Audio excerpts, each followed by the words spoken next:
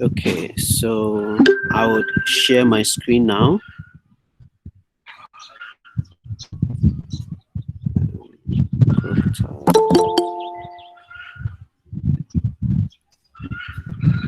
Please, can you all see my screen? Yeah, we can see it. Okay. So welcome to the Matplotlib tutorials. So Matplotlib Python library is just a library to help us do some visualizations on our data sets. Okay. As usual, what you have to do is you import it, import matplotlib.pyplot as plt. Now we have this magic command, which is the %sign and then matplotlib inline. What this line does is that it helps us to, plot our, graphs in Jupyter Notebook, right? So this is the command that helps us to do that. And then in addition to that, we also have the inline backend.figure format, right? So this one has to do with the resolution. Okay, so if let's say you have an Apple, computer, right, and you want to see a very high resolution of your graphs, you can change it to Retina. There is SVG as well. Okay, and then there are other ones that you can also explore later on. Okay, so for the purposes of this tutorial, I'm going to use the Retina, right, resolution. And then in addition to that as well, Matplotlib has a number of or plotting styles. Okay, there are a number of them, and I'm going to use the Seabourn plotting style. When you click this link over here, it will take you to a page where you see the list of all the plotting styles that you can use and feel free to use. So we're going to use the Seabourn style. So if you want to plot in Matplotlib, all you have to do is just to call the plot function. Okay, you call the plot function and then you put in a list, right, or an array of objects. Okay, so in this case we've created a list and then we are plotting that list. Okay, and when you have just one argument in the plot function, it takes the indexes of those items as the x values and then the items themselves as a y value. So in this case, we know that the 4 is at index 0. So when you come to index 0, you have the 4. We know that the 2 is at index 1. So when you come to index 1, you have 2, and so on and so forth. Okay. In the event that you have two lists, then the first one will be used as the x-axis and then the second one will be used as the y-axis. So in this case, we've specified that our x is our C lists and then our y is our B lists. Okay, so when we take the first number in our C list, which is 3, right, the corresponding value is 23. So you have somewhere 23 over here. When you go to 5, the corresponding one is 56, and you have something like that over here. Okay, and so on and so forth. Okay. Now we also have the x-lim and y-lim methods, right? This helps us to specify the range of the x-axis and the range for the y-axis as well. Okay, so for the x-lim, we said 0 to 10, and so you have here 0 to 10, and then for the y-lim, we have 15 to 100, right? So you have that up to 100, and so on and so forth. And then, so we are still on the plotting functions, but we're just exploring the different arguments or parameters that a plotting function has. Okay, and one of them is color, right? You can set the color. I'm coming. Let me start running this again so that I can change a few things as we go along.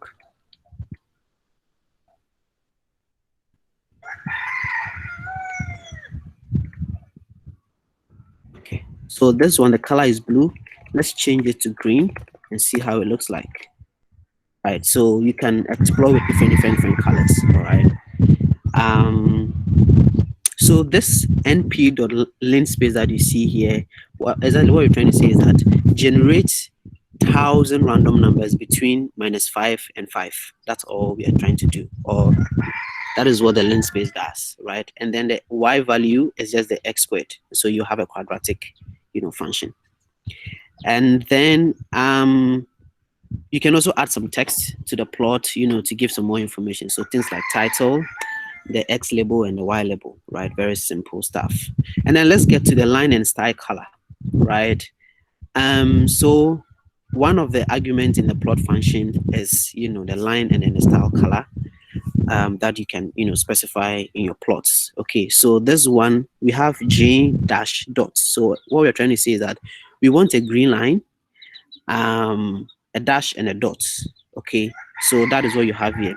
You can specify, you can change it to just a dash, and when you run that, you have a smooth curve, right? I can decide to add another dash, and this is what you have, right? A dashed line, and so on and so forth. You can, I can change the green to blue, which is B, and you have this. Okay, so you can experiment with a number of things based on your preferences. Okay, and then we also have the title, the X label, the Y label, and then the plt.show. So when you take the plt.show out, let's see what happens. So we have this over here, and it doesn't mean anything for us, right? So we just add the plt.show line just to take it out. Okay, we're good to go. Okay, so we are still so in this case, what we're trying to over here, what we're trying to do is that you can plot multiple graphs on the same axis, right, or on the same grid, and that is what we are trying to do over here. So in the first plot, we are saying XY with a green line and a straight, a smooth line. And then in the second plot, we want the cubic function with the blue line and then a semicolon style of sort of dots. And then in the third plot, we want I'm not sure how we call that, but then x raised to the power 4. We want a red line, a dash with some dots. Okay, some dashes and some dots, right? And that is what you have over here. Okay, so you can plot multiple, you can have multiple plots on the same axis and so on and so forth. Very simple. Then we go to bar plot.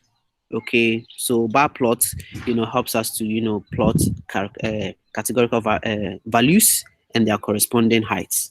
Okay, so we have course names: Eshete, Nagaka, Mwango, Mansa, and Kofi, and then we have their respective scores. Okay, so the plt.bar takes in the X and Y. So in this case, the X is the the course names, and then the scores are the Y, right? And then we indicate the title, the X label, the Y label, and then we show. Okay, plt.show. Let me bring this.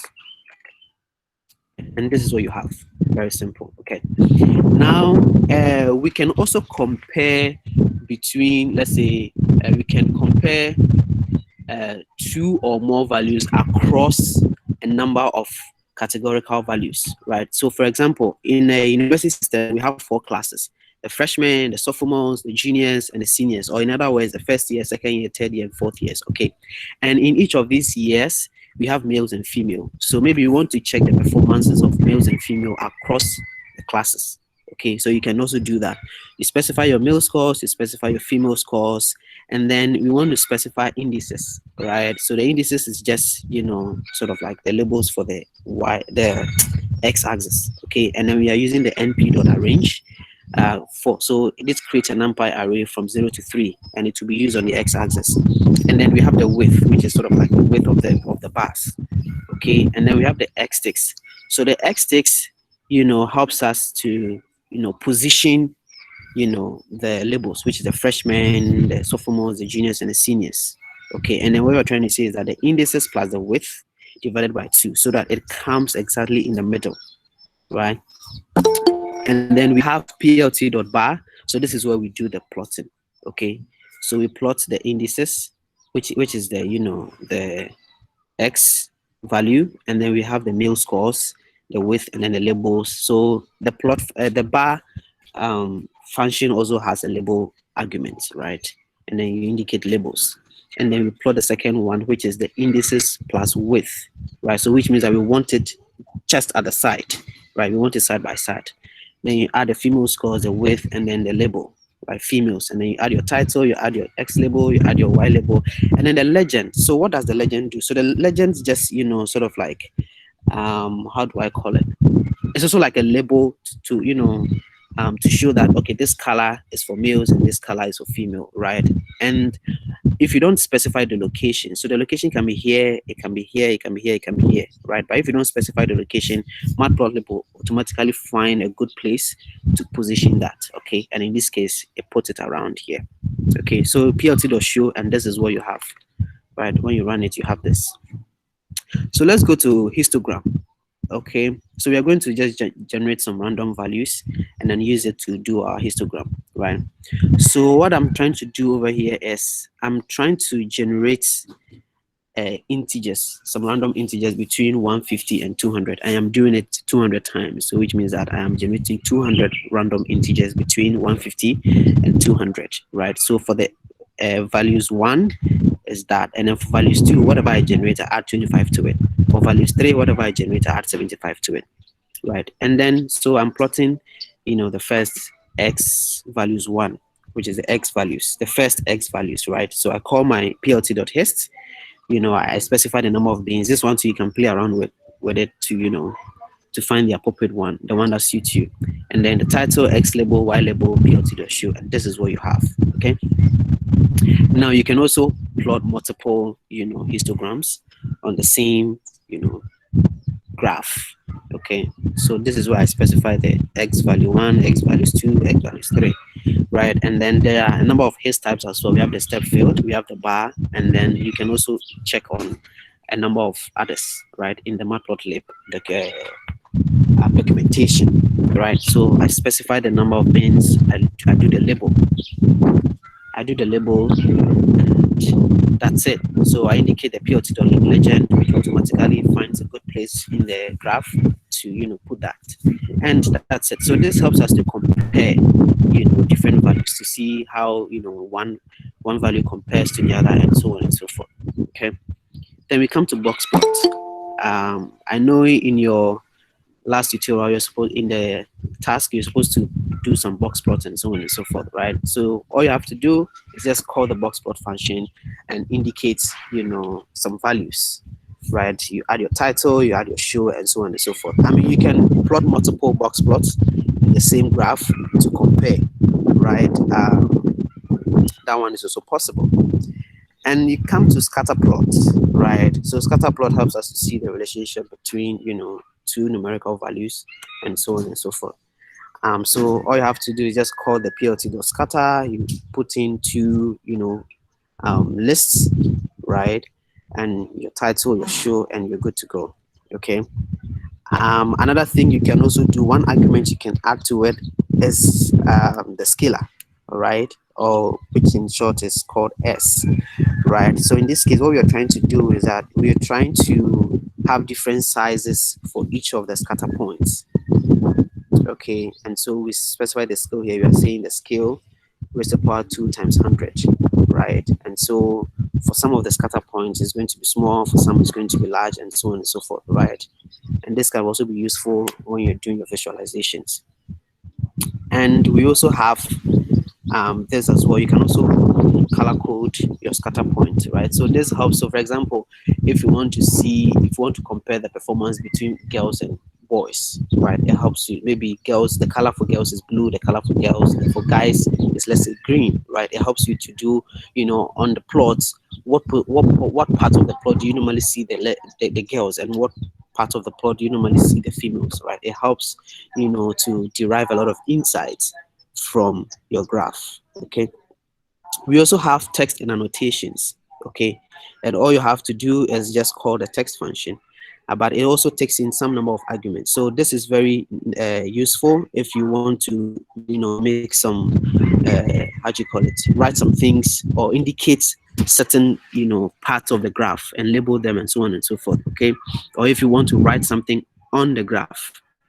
Okay, so over here too, we're also generating some random numbers, and then the px is the x coordinate of the position we want to place our text, and then the py, which in this case is px raised to the power 2, is the y coordinate of the position we want to place our text. Okay, so we are plotting our xy. We want a red line with a a smooth line. Okay, and then we have a px py and then bo. So the px py is what we have over here, and then the bo, what we're trying to say is that we want a blue dotted, how do you call it, a blue dotted point, right? We can change the b to j, right? And then you have a green dots. Okay, so you can also play around with that. So this just specify how you want the thing to look, and then the j or the letter before that, before the O specifies the color. Okay, and then you call your text. So this place is, the position. So 0, which is for the X, and then the Y is 3.0, and then you indicate your text. So in this case, you say quadratic function y is equal to x raised to the power 2.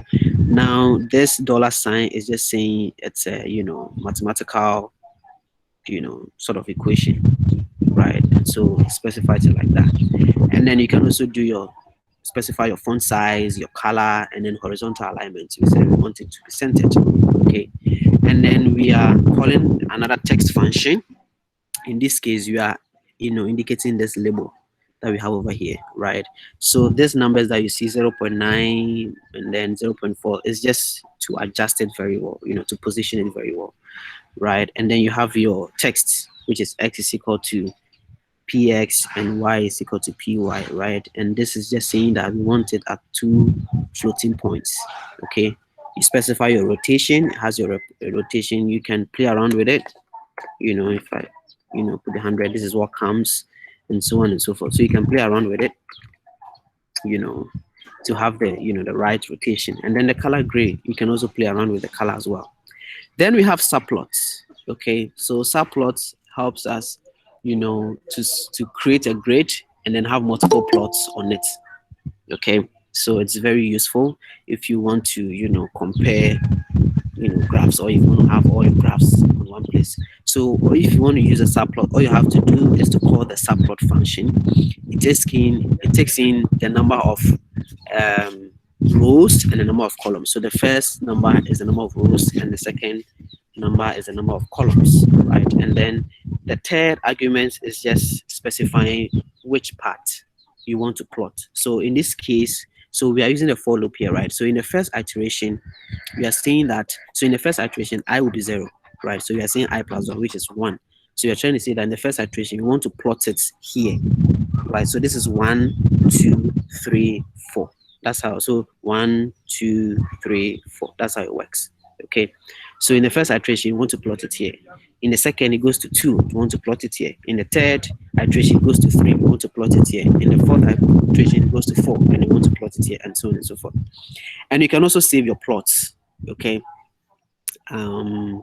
So if you want to do that, all you have to do is call the save fake method, and then enter the name of the plot, like how you want to name it, right? And you add extension, and then you may indicate the transparent to be true. So if you indicate the transparent to be true, it means you're not going to have this grid line over here, right? This grid line will be gone. Grid lines will be, if you don't specify the transparency, then you would have it as it's looking over here, right?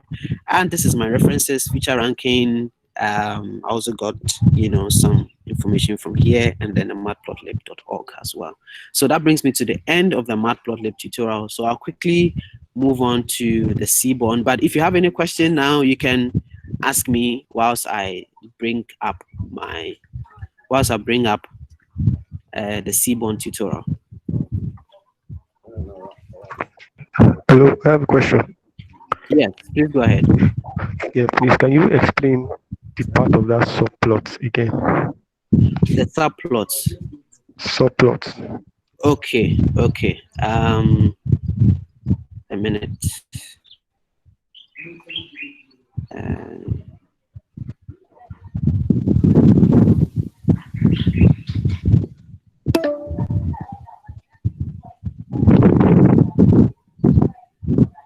Okay, I'm coming.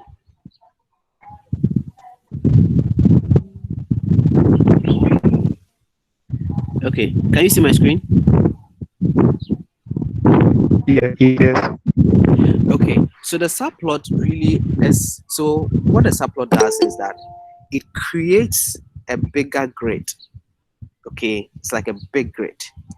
And then based on the number of plots you want to have in the grid, you specify that. Okay, so it helps you to have multiple plots at once. Okay, that is the role of the subplots. Okay, so for example, in the first plot, we say we want a linear, equation, or a straight line. Okay, and then in the second one, we want a quadratic, curve. In the third one, we want a cubic one, and so on and so forth, right? We may decide to plot these things one after the other if we want to, but it's going to take, you know, a longer time, right? We want, and then, I mean, it doesn't help for comparison's sake, right? If you want to compare something, if you want to compare two or more things, it's good if, you know, they are together or they are close to each other, then you can make that comparison. Do you understand? But in the case that, you know, you plot it one after the other and so on and so forth, it can be hard to do comparison. So that is a, you know, the role of the subplots, right? You just call the subplot function, you indicate the number of rows you want, the number of columns you want, and then the location on the grid that you want to plot that first plot, right? In this case, we are saying 1. So in the first iteration, we want 1. We want to plot it in the first one. In the second iteration, we want it in the second one, and so on and so forth. Please, have I answered your question? Yes, thank you very much.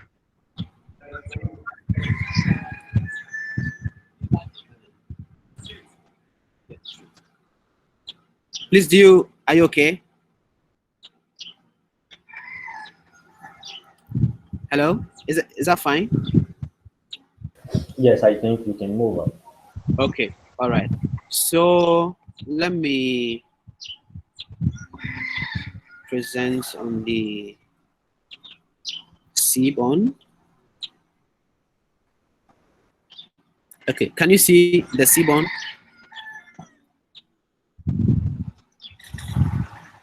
Yes, you can. Yes. Okay, all right. So Seabourn in action, right? So Seabourn was built on top of Matplotlib.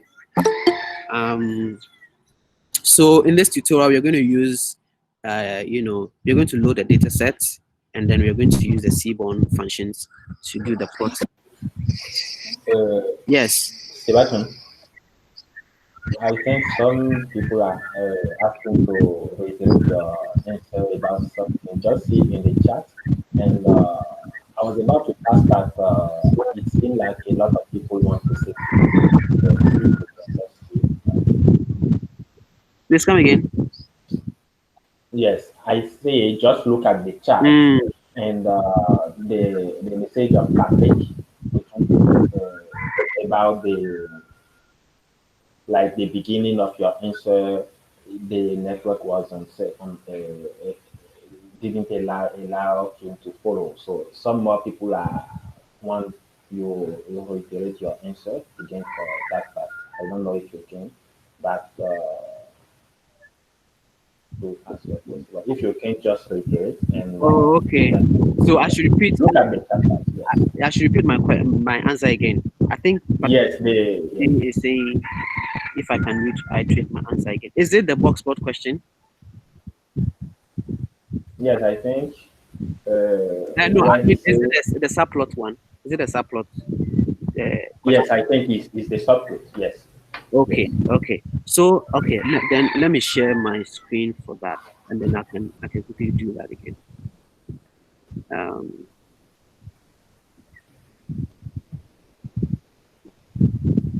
Okay, I hope you can see the subplots. Yeah, we can see. Right. So I was saying that with the subplot, right, it helps us to create a bigger grid or a big grid where we can have multiple plots on that grid. Okay. So one use case is if you want to compare, let's say you have a data where you have smokers versus non-smokers, right? I mean, it wouldn't help if you plot them, you know, differently, right? It helps if you have, you know, you have a plot on non-smokers and you have another plot on smokers, right, side by side.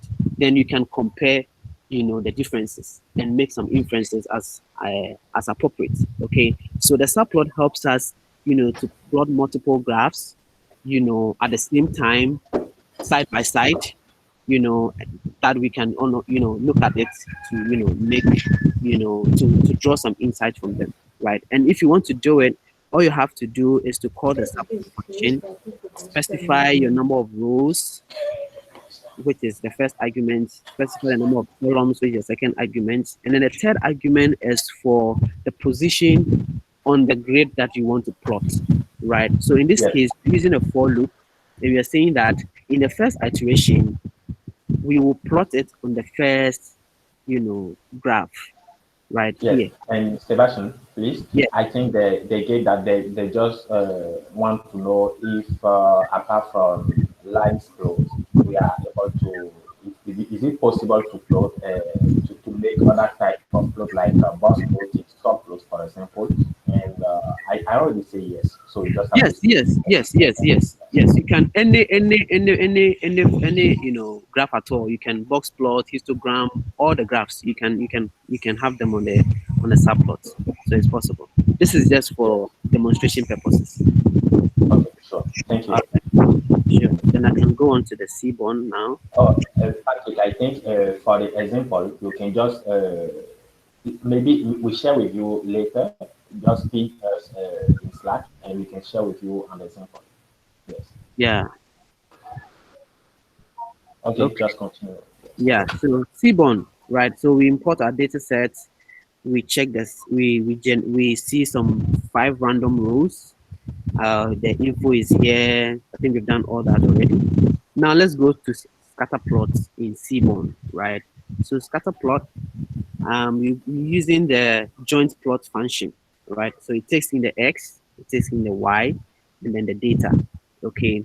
So in our data set, we have an age column and then a credit amount column, right? And the name of our data set is CS. Okay. So when you plot it, this is what you have, right? The one advantage of the joint plot is that in addition to having something like a scatter plot, it has this as well, which helps you to see the distribution of that particular column. So in this case, age, it helps you to see the distribution of age, and then you also see the distribution of the credit amount, right? So that's the advantage of the joint plot. Okay. And then we also have the rel plot, which is more like the relationship plot. Okay, so it is in the y, the x, the y. You can also specify the height of the graph. There's the aspect, there's the hue, and then there's the data. So let me talk about the hue. So the hue helps you to compare across, some categorical values, right? So in this case, our hue is job. So what we're trying to do is we want to see, the relationship between age and credit amount, but then we want to see it for the skilled people, the unskilled people, the high qualified, and then the unemployed or unskilled people. Do you understand? So if you have all these colors, right? So you can see where the skilled people are, where the unskilled people are, and so on and so forth, right? That is the job of the hue. That is what it does. Okay. And then, right. So one argument you can also add for the rel plot is the class or is the color, is the call, right? Which means that, so this is also similar to the subplot thing that we just talked about. But what is that? So in the class column in our data sets, we have, two values, which is good and bad. Okay. So in addition to all the information that we will gather over here, we want to still compare it over the people who are good and the people who are bad, or the people who fall into the good class and the people who fall into the bad class, right? And then you have all these things, right? So with the Seabourn, it gives you more capabilities, okay? And then we also have the box plot as well. So the box plot has the X, it has the Y, and then your data, right? Very simple and straightforward, okay?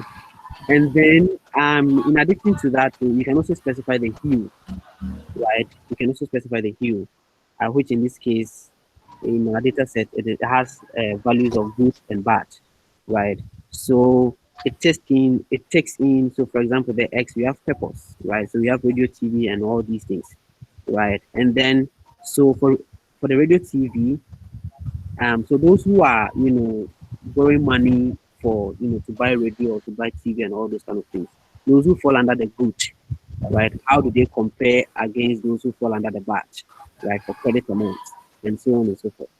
So that is the job of the hue, okay? And then we go to histogram. Very simple. So in histogram, if you want to plot a histogram in Seabourn, you use the dist plot, right? So all simple, it takes in, the column, right? And then you have this, right? So the good thing is that it gives you that curve. it brings in that curve, to help you see the distribution of that particular column. You can do it for age as well, right? And then we also have something we call the facet grid method or function. So let's get the histogram of credit amount of the customers, this time across class dimension as a faceted histogram, right? So what this one helps us to do is that we want to, plot the credit amount, right? But then we want to do it over the class. We want to do it for uh, those who fall under the good and those who fall under the bad. Okay, but still, the same column for credit amount. So the use of facet grid will help us. So in the facet grid method, we specify the data, we specify the height of the graph, and then we specify the column. So in this case, class, which is we want to compare it for people who fall under good and who fall under bad. So once you've done that, then we call the map method, right? In the map method, we specify the name of or we specify the function that we want to call, the plotting function that we want to call. In this case, it is this plot. So we say SNS of this plot. And then we specify the column that we want to plot. And then we just specify the color. Okay, so very simple. And then you have this. So now you can compare. So for credit amount, those who fall under good, how do they compare over this? Right? So you can see a clear difference over here. And then you can make your insights and inferences and so on and so forth. Now, the good thing is, instead of doing this as a separate graph, you can actually do it on the same graph, right? You can do it on the same graph, and you can do that using the hue. Okay, the hue, and it plots those two, graphs that you see here on the same graph. Then you can see how they compare, right? And you can make your inferences and so on and so forth. And then we also have line plots. Okay, so for the line plots, I generated some random, I created some data sets, right, of time, duration, and age. Okay, and then, so in pandas, there is a melt function, right? So the melt function is more or less like on pivots, right? So if your data set is very wide and then you want to transform it to a very long one, then you can use the melt function, right? You can use the melt function. So the melt function will take in the data set that you want to transform. And then the ID vars represents, the column that you want to keep, right? The column that you want to keep. So in this case, we want to keep the time, right? And then the rest of the columns will now be transformed. Do you understand? And then when they are transformed, you want to rename that column. So they'll all be transformed into one column. Okay. And when it does that, we want to name that column variables. And then the values, which is the values that they have, we want to, they also go into another column and we want to call that column values, right? So then you have duration, age, and then you have the values over here, right? Then we use the line plot on it, right? So SNS or line plots, it takes in the X, which is time, and then it takes in the Y values, the Y, which is values. And then the hue is the variables. And then the data is, our data set, which is a series that, right? So what is the importance of this? This one helps us if we want to plot sort of like time series data, right? We want to compare the trend, how things have been over a long period of time, right? The line plot helps us to do that. And you can compare multiple, you can plot multiple line plots, on the same graph. So in this case, we want to do it for duration and want to also want to do it for age. Like you can do it for, let's say in a class, you want to see how girls have performed over time as compared to the guys, right? You can also do that, right? So that is one of the use case for the line plot as well. So the legend is just, sort of like the labels for, what does the orange line mean and what is the name for the blue line, right? So this one is just helping us to position it, right? You know that on the graph, there is not enough space to, put that. So we want to manually position it to the side, and that is what this function is doing. And then you set the title, right? And so on and so forth. Okay, so regression. So our data set, the original data set that we imported, because of the columns that we have, we can't, make a good regression plot. And so Seabourn comes with, a data set called iris, right? And so I imported that to use to demonstrate the regression plot. Okay, so I did that, and this was an example of that particular data set. Right, and we want to see the relationship between petal length and petal width. So all we have to do is to call the LM plots. All right, X, which is the petal length, Y, which is the petal width, and the order, and then the area. So the order is sort of like if it's one, sort of like a straight line. If it's two, we want a quadratic, and so on and so forth. And then you set the label. Right, very simple, very straightforward. So there is one of the arguments you can specify in the LM plots is the hue. Right, you can so in the hue we want to see the plot for each species, right? So the species we have Setosa, versicolor, and then virginica, right? So we want to plot for each of the species, and this is what you have over here, right? So this is Setosa, this is versicolor, and then this is virginica. All right. So very, very, very simple, very straightforward, nothing hard at all, right? Now, what we are doing here, we can do the same thing on three separate, graphs, right? So if you want to do that, all we need to do is to use the call argument and then indicate species as its value. Okay, so that's all. So that's is anyone saying something? Okay. So if you want to have it on the same graph, you use the hue. But if you want to have it on separate graphs, then you use the call. Okay, so very simple. Specify your height, the order, and all these things are very simple, right? So that brings me to the end of the Seabourn in action. These are my references. You can go there to learn more, right? And we also have task for Seabourn and Matplotlib as well. So do well to complete the task, and please make sure that you follow the instruction and you're doing just as the question is going to do. And if you encounter any challenges, please don't hesitate to reach out. Okay, make sure you reach out. So I'm done. I'll be happy to take any questions that you might have. Can you kindly repeat the melt part?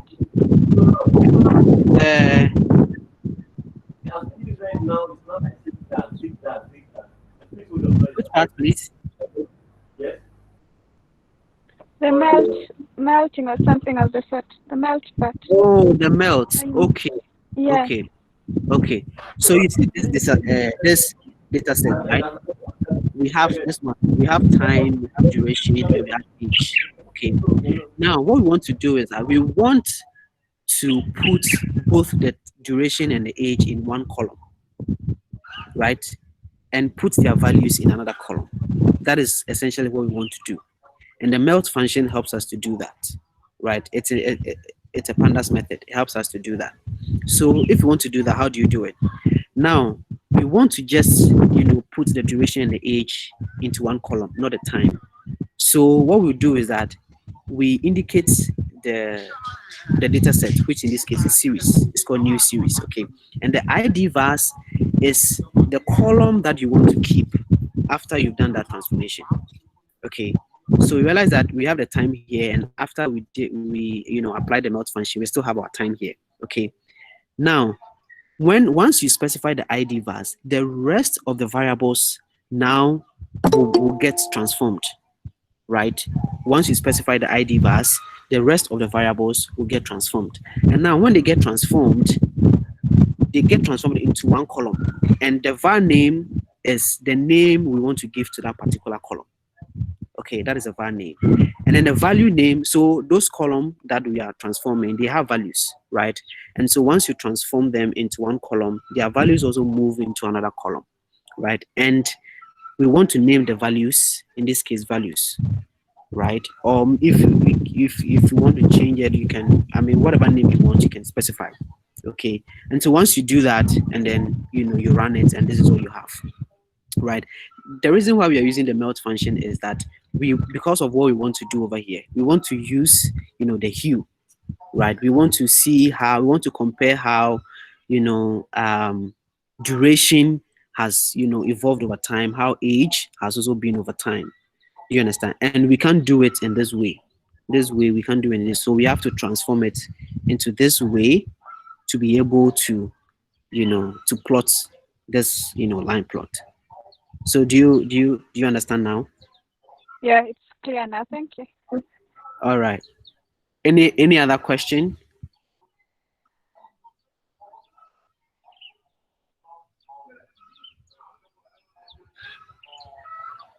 And we also have, the pre-recorded videos as well, so you can always refer to it. Okay. Any more question? Yes, I think Olasho was asking about the line plot, but I explained we have the pre-recorded video, but if you have time, you can just go and review it. The line Yeah, plots. yeah, I think I just explained it again with the melt function. Okay. So it's okay. Yeah. Now, would you mind talking about your assignment or task? Is there any? Yes, there are tasks. Should I show it? Do I have to show it? Okay, you can show it. Okay, so let me do that. Let me stop presenting and then represent again. So I'm going to show the Matplotlib task, right? Please, can you see? Yes, we do see. We do see. Right. So, Yes, you can see. so this is the data that you're going to use. You're going to use the pandas task.csv.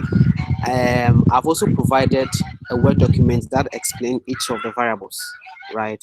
So I'm just trying to say, using the loaded data sets, make a box plot, a bar plot, histogram, and a scatter plot, right? Ensure to provide appropriate labels. So that's the title, the X label, the Y label, and other labels that, you want to add, right? And then in each plot, so in each plot, which is in each of the box plot, the bar plots, a histogram, and a scatter plot, ensure to use all the parameters that we've used in the tutorial, right? We've used a number of parameters or arguments, right? So make sure you use all of them in the tutorial. And then optionally, you can add additional ones, for some extra points if you want, right? It's always good to go beyond the Call of Duty, to demonstrate how much you learn over time, okay? And exactly, so like I said, for each of the plots, choose appropriate columns in the data set. So there are categorical columns, and I think there's a numerical column as well. So you feel free to choose any of the columns that you want, right? There is no restriction on whether you should use this particular column or not. Just look at them, look at the data type, and then see which of the columns will fit for example, a bar plot, a box plot, a histogram, a scatter plot. I want you to get creative, just do whatever, you feel is right, right? But I just want to see a box plot, I want to see a bar plot, I want to see a histogram, I want to see a scatter plot, and I want to see that you are applying everything that we've learned so far. So that's it for Matplotlib task. Let me quickly open the Seabourn task and share that with you as well. Um,